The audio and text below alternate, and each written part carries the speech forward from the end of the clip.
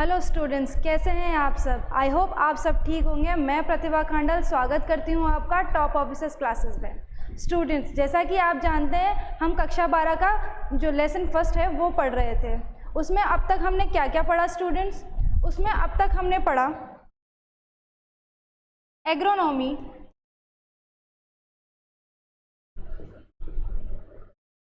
इसकी डेफिनेशन, इसके महत्व, इसके कार्य क्षेत्र, ये सब हमने पढ़ लिया था। उसके बाद सेकंड क्लास में हमने पढ़ा स्टूडेंट्स मृदा उर्वरता तथा मृदा उत्पादकता।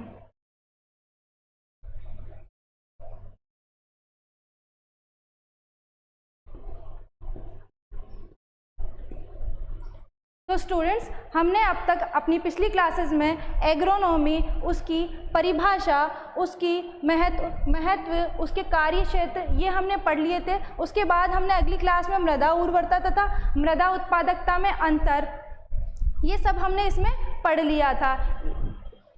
अब स्टूडेंट्स, हमारा आज का टॉपिक होगा मृदा क्षरण एवं संरक्षण। मृदा क्षरण क्या होता है? मृदा क्षरण आइए देखते हैं। मृदा क्षरण भौतिक रूप से मिट्टी के कणों का अपने स्थान से हटने की क्रिया मृदा क्षरण कहलाती है। यानी कि किसी भी भौतिक रूप से मिट्टी का, जो आपकी मृदा के जो कण है या मिट्टी के जो कण है, उनका किसी कारण से एक स्थान से दूसरे स्थान चले जाना क्या कहलाएगा? मृदा क्षरण कहलाएगा। यानी कि मिट्टी का हानि होना, मतलब एक स्थान से जब दूसरे स्थान मिट्टी चली जाती है तो उस जगह से उस मिट्टी की हानि हो जाती है, या फिर भौतिक रूप से मिट्टी के कणों का अपने स्थान से हटने की क्रिया मृदा क्षरण कहलाती है। ये आपकी मृदा क्षरण की क्या होगी स्टूडेंट? परिभाषा होगी। अब आइए आगे देखते हैं मृदा क्षरण के प्रकार।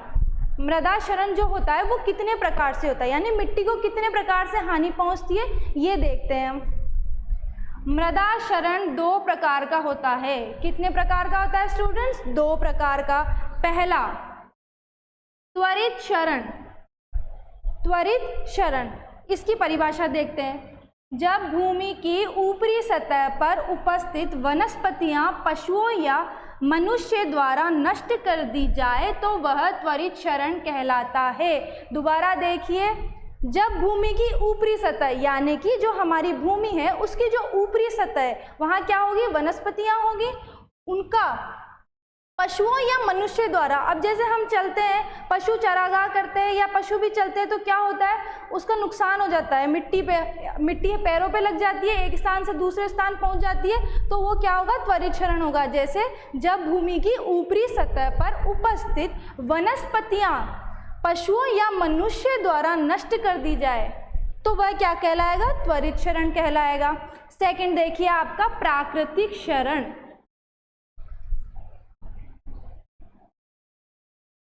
देखिए, वनस्पतियों द्वारा ढकी हुई मृदा के प्राकृतिक रूप से हवा तथा जल द्वारा धीमी गति से होने वाले क्षरण को प्राकृतिक क्षरण कहते हैं। अब प्राकृतिक क्षरण क्या होगा? ये नेचुरल होगा, ठीक है, प्रकृति के द्वारा होगा, इसमें मनुष्य का कोई हाथ नहीं होगा। देखिए, वनस्पतियों द्वारा ढकी हुई मृदा, अब जो हमारी मृदा है वो उसकी ऊपरी परत कहाँ से ढकी हुई है?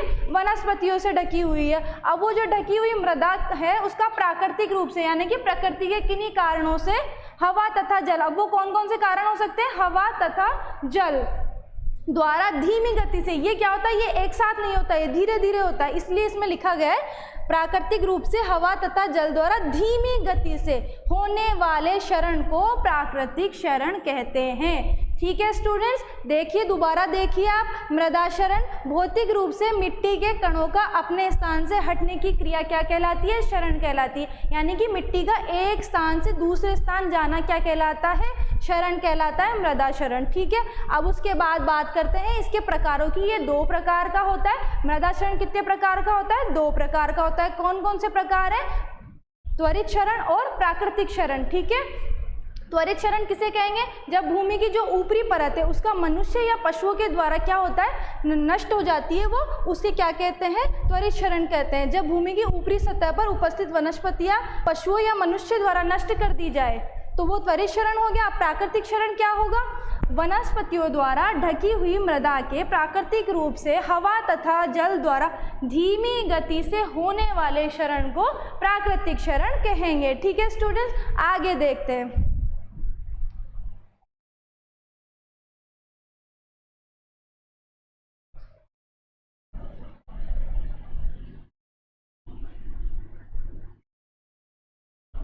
प्राकृतिक क्षरण दो कारणों से उत्पन्न होती है। अब ये जो प्राकृतिक क्षरण है ये कितने प्रकार से होगा? ये दो प्रकार से होगा। कौन कौन से?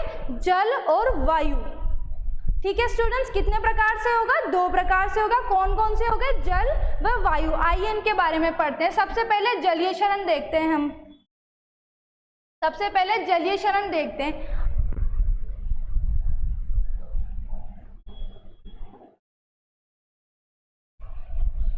देखिए, जलीय क्षरण को प्रभावित करने वाले कारक बाद में पढ़ेंगे हम। पहले जल द्वारा क्षरण देखते हैं। जब बारिश होती है तो मिट्टी के कण क्या होंगे? एक निकलेंगे वहां से। जैसे आप बारिश हुई, बारिश होने पे क्या होगा? बूंदे जब जमीन पे गिरेगी तो वो अपने साइज का क्या करेगी? मिट्टी वहां से हटा देगी। आपने बहुत बार बारिश होते हुए देखा होगा, जब आपकी बूंदे जब मिट्टी पर गिरती है तो वो एक क्रिया होती है जो मिट्टी को क्या करती है? थोड़ा उछाल देती है। आपने देखा होगा कई बार। तो वो क्या हो गया? वो क्षरण हो गया। या फिर जब बह के पानी जब बहता है नालियों में, या फिर जब बारिश आती है तो तेज पानी बहता है तो उसके साथ वो क्या करता है? अपने साथ मिट्टी को भी बहा के ले जाता है। तो ये सब क्या होंगे? ये सब जलीय क्षरण के अंदर आएगा। तो यही कहलाता है जल क्षरण। ठीक है, अगला होगा वायु क्षरण। वायु क्षरण कैसे होगा? जब हवाएं चलती है तो आपने देखा होगा अपने साथ जब तेज गति से वायु चलेगी तो क्या होगा? अपने साथ मिट्टी को भी उड़ाकर ले जाएगी। तो वो क्या हुआ? एक स्थान से दूसरे स्थान पहुंच गया। आपने थोड़ी देर पहले देखा होगा हमारी परिभाषा भी क्या थी? यही थी कि भौतिक रूप से मिट्टी के कणों का एक स्थान से दूसरे स्थान पर पहुंचना ही क्या कहलाता है? क्षरण कहलाता है। ठीक है, तो यही तो हुआ। जल द्वारा क्षरण में क्या हुआ? जल की बूंदें जब आई पृथ्वी पर तो वो क्या हुआ? अपने साथ क्या किया उसने? एक तो मिट्टी को हटा दिया, या फिर जब तेज बारिश होती है तो अपने साथ क्या होता है? पानी भी बहता है, तो पानी अपने के साथ क्या लेकर जाएगा? मिट्टी भी लेकर जाएगा। तो वो क्या हो गया? जल क्षरण हो गया। वायु द्वारा क्षरण क्या होगा? जब तेज गति से वायु चलती है तो अपने साथ क्या करती है? वो मिट्टी उड़ा के ले जाती है। तो ये क्या कहलाएगा? ये कहलाएगा वायु द्वारा क्षरण। ठीक है स्टूडेंट्स, अब बात करते हैं जलीय क्षरण को प्रभावित करने वाले कारक।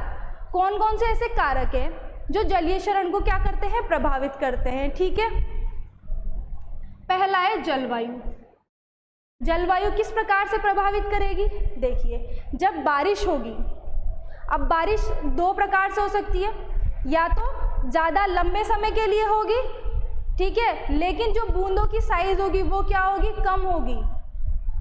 ठीक है, जो आपकी बारिश की जो बूंदें हैं वो क्या होगी? थोड़ी हल्की होगी, लेकिन लंबे समय तक है तो क्या होगा? इतना प्रभावित नहीं करेगी, वो जलीय क्षरण को नुकसान नहीं पहुंचाएगी।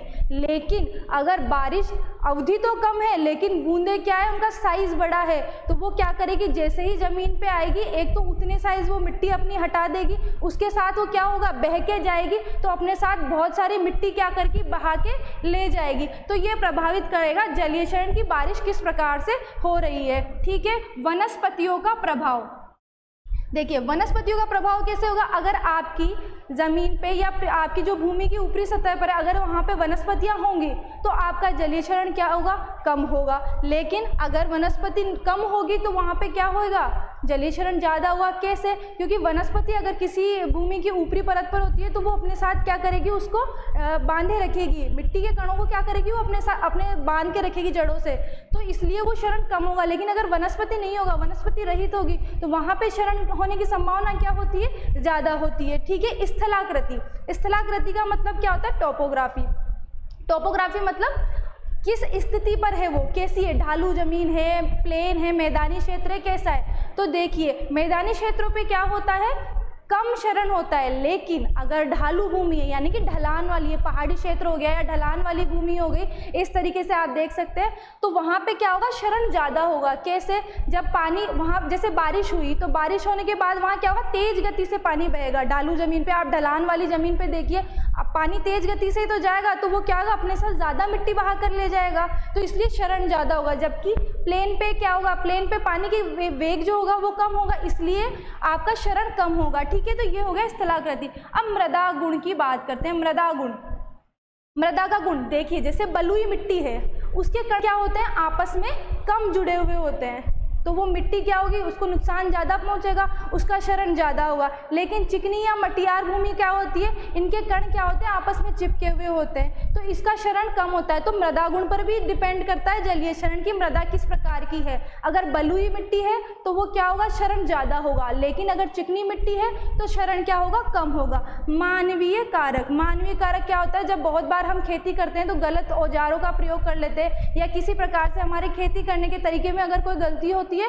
तो क्या होता है, जलीय क्षरण जो होता है वो ज़्यादा होता है। लेकिन अगर हम ठीक प्रकार से करेंगे तो इसको हम रोक सकते हैं। ठीक है स्टूडेंट्स, आगे देखते हैं। आपको आई होप ये समझ में आ गया हो। स्क्रीनशॉट आप साथ के साथ लेते हुए चलिए और साथ में अपना पेन और कॉपी रखिएगा, ताकि आप जो मैं बोलती हूँ वो नोट्स के रूप में आप उसको उतार सको। ठीक है स्टूडेंट्स, आगे देखते हैं।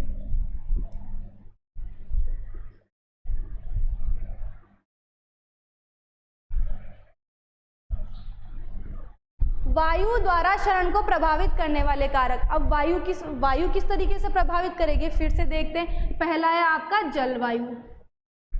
जलवायु कैसे करेगी, अगर कोई शुष्क एरिया है वहाँ पे क्या होगा, वहाँ पे होगा मिट्टी क्या करेगी, शुष्क एरिया में क्या होगा, नमी की मात्रा कम होगी, तो हवाएं जब चलेगी तो वो अपने साथ क्या करेगी, मिट्टी के कण ज़्यादा उड़ाकर लेकर जाएगी। ठीक है, समझ रहे हो आप। अगर आर्द्रता नहीं है, नमी नहीं है, तो मिट्टी के कण क्या होंगे, शुष्क होंगे, तो वो आसानी से जो है वायु के साथ बहकर उड़कर चले जाएंगे। ठीक है, मृदा भी आपकी जो है डिपेंड करता है किस प्रकार की मृदा है। अगर आपकी चिकनी मिट्टी है तो उसमें नमी की मात्रा रहेगी, तो वो क्या होगा, कम उसका जो है क्षरण होगा। लेकिन अगर बलुई मिट्टी है तो वो क्या होगा, उसमें नमी की मात्रा ठहरती नहीं है, तो फिर वो क्या होगी, अपने आप उड़ के चली जाएगी। मतलब वायु अगर चलेगी तो उसके साथ उड़ के चली जाएगी। स्थलाकृति पर भी डिपेंड करता है वही चीज़। ढालू भूमि होगी तो वहाँ पर वायु जब चलेगी तो तेज गति से अपने साथ वो बहा कर ले जाएगी। वनस्पति भी वही है कि जैसे जलीय शरण में हमने देखा, वनस्पति से अगर आच्छादित हमारी भूमि है तो वो क्या होता है, उस पर शरण कम होता है। ठीक है, वो अपने साथ मिट्टी के कणों को क्या करती है, जोड़े रखती है, बांधे रखती है, तो वहाँ शरण होने की संभावना क्या होती है, कम हो जाती है। ठीक है, तो ये हो गए वायु शरण को प्रभावित करने वाले कारक। अब देखते हैं जल शरण को रोकने की विधियाँ। जल क्षरण को किस प्रकार से रोका जा सकता है। देखिए, जल क्षरण को और मृदा जो संरक्षण है, ये दोनों एक ही चीज़ है, तो हम इसके अंदर देखेंगे। जल क्षरण को रोकने की विधियाँ, इसमें देखिए मृदा संरक्षण की विधियाँ ही जल क्षरण को रोकने की विधियाँ होती है। यानी कि जो मृदा संरक्षण हम करते हैं, मृदा को किस प्रकार से संरक्षित रख सकते हैं, वही जलीय क्षरण की भी विधियाँ होगी। तो दोनों एक साथ देखते हैं। पहला है जैविक विधि। ठीक है स्टूडेंट्स,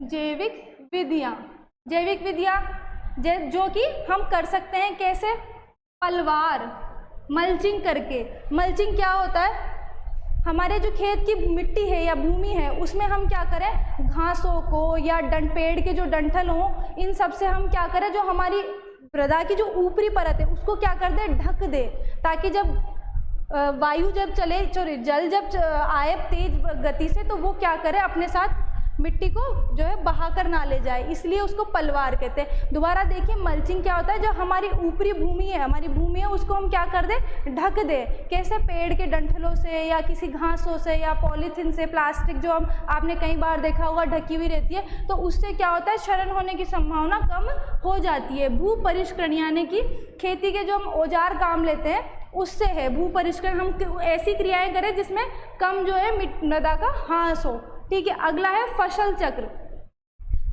फसल चक्र बार बार बदलते रहना चाहिए। क्रॉपिंग सिस्टम जो है आपका क्रॉप रोटेशन करता रहना चाहिए।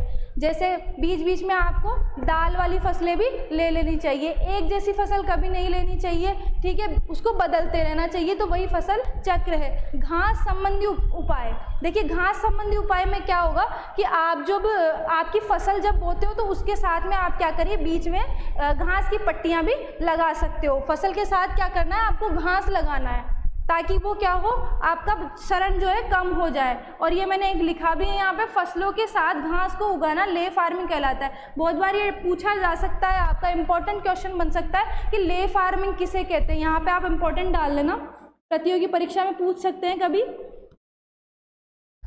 कि ले फार्मिंग क्या होता है। देखिए फसलों के साथ घास को उगाना क्या कहलाता है, ले फार्मिंग कहलाता है। ठीक है स्टूडेंट्स,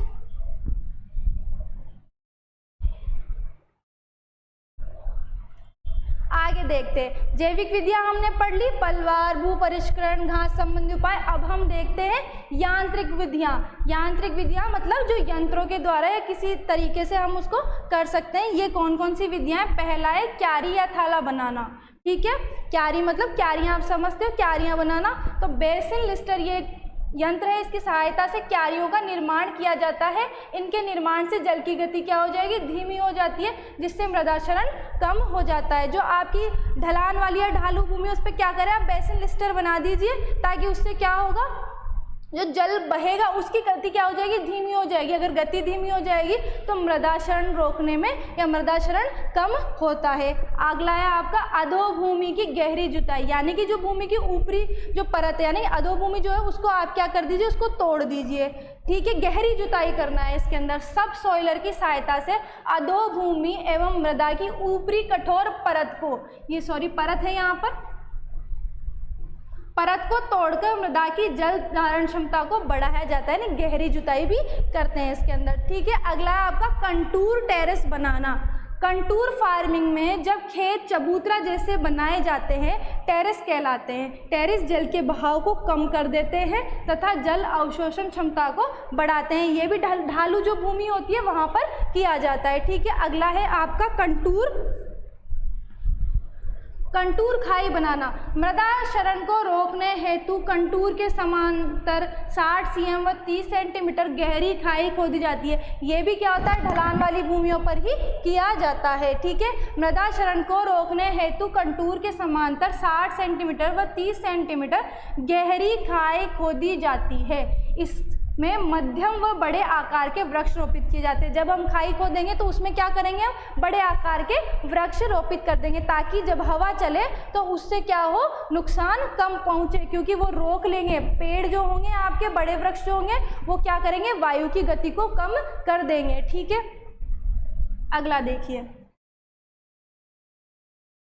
वायवीय क्षरण नियंत्रण के सिद्धांत। देखिए हमने जलीय क्षरण नियंत्रण के सिद्धांत पढ़ लिए। जलीय क्षरण किस तरह से रोका जाता है, वही मृदा संरक्षण होता है, इसलिए अब हम देखते हैं कि वायु क्षरण किस प्रकार से रोक सकते, क्या सिद्धांत है इसके। तो वायु के वेग को कम करना, यानी कि किसी तरह से हम कुछ ऐसा करें कि वायु का वेग क्या हो जाए, कम हो जाए, एक तो ये चीज़ हो गई। अगला है मृदा कण समूह का आकार बढ़ाना, यानी कि जो आपके मिट्टी के कण हैं उनका आकार क्या आप बढ़ा सको। जैसे आप उसमें कार्बनिक पदार्थ की मात्रा मिला के या जैविक खेती करके भी आप उसके कणों का जो है आकार बढ़ा सकते हैं, ठीक है। मृदा सतह को नम रखना, यानी कि जो आपकी मृदा की जो सतह है उसमें क्या करें आप, नमी रखें। तो भी नमी से क्या होता है कि जब वायु आती है तो वो अपने साथ मिट्टी के कणों को उड़ाकर नहीं जाएगी। आप जाहिर सी बात है, अगर गीली मिट्टी होगी तो वो उड़ के नहीं जाएगी ना, शुष्क मिट्टी होगी तो वो क्या करेगी, उड़ के चली जाएगी वायु के साथ में, इसलिए। अगली है विधियां, किस तरीके से कौन कौन सी विधियां हो गई यहाँ पे।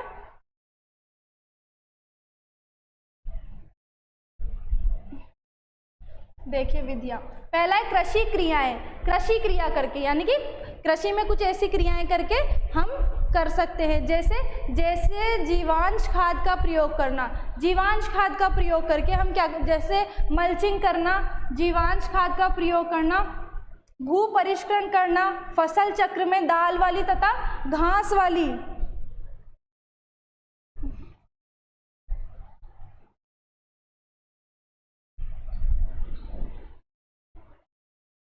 जैसे जीवांश खाद का प्रयोग करना, मल्चिंग करना, भू परिष्टन करना, फसल चक्र में दाल वाली तथा घासों को सम्मिलित करना।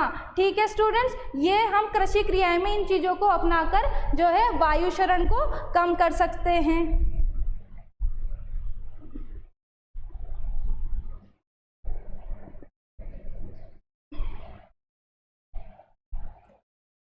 अगला देखिए, वायुरोधी वृक्ष पट्टियां लगाना। वायु की गति मंद करने के लिए जिस दिशा से हवाएं आती है उनके समकोण विपरीत दिशा में वृक्षों, झाड़ियां तथा घासों को सुनियोजित पट्टी लगाते हैं। मतलब जिस दिशा से वायु आ रही है उसके विपरीत क्या कीजिए आप, पेड़ पौधे जो बड़े साइज के पेड़ होंगे या झाड़ियां होंगी वो लगा दीजिए। उससे क्या होगा, वायु की गति क्या हो जाएगी, कम हो जाएगी। तो एक ये भी तरीका है कि थोड़ा हम वायु क्षरण को कम कर सकते हैं। ठीक है, अगला देखिए, मिट्टी के टीलों को आच्छादित रखना। यानी कि जो मिट्टी के टीले हैं उनको क्या करें, आप किसी प्रकार से ढक दीजिए। आच्छादित करने का मतलब क्या होता है, ढकना। ठीक है, मिट्टी के टीलों पर क्षेत्रीय झाड़ियां लगा देनी चाहिए जो कि पलवार का काम करती है। यानी पलवार मतलब क्या होता है, मल्चिंग होता है। ठीक है,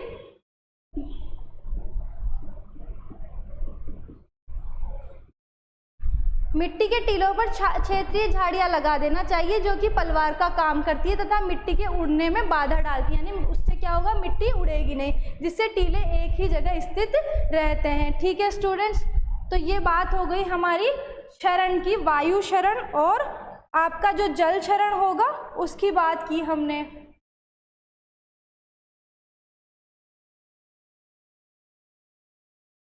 दोबारा देखिए, कृषि क्रियाएं जैसे जीवांश खाद का प्रयोग करना, मल्चिंग करना, भू परिष्टन करना, फसल चक्र में दाल वाली फसलें जो है सम्मिलित करना, इनसे क्या कर सकते हो आप, वायु क्षरण को कम कर सकते हो। वायुरोधी वृक्ष पट्टियां लगाना, ऐसे भी आप जो है वायु क्षरण को कम कर सकते हो।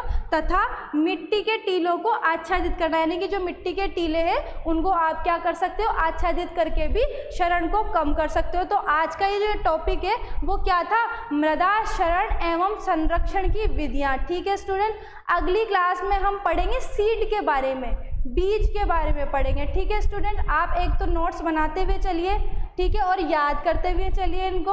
अगली क्लास में मिलते हैं हम नए टॉपिक के साथ, तब तक के लिए थैंक यू।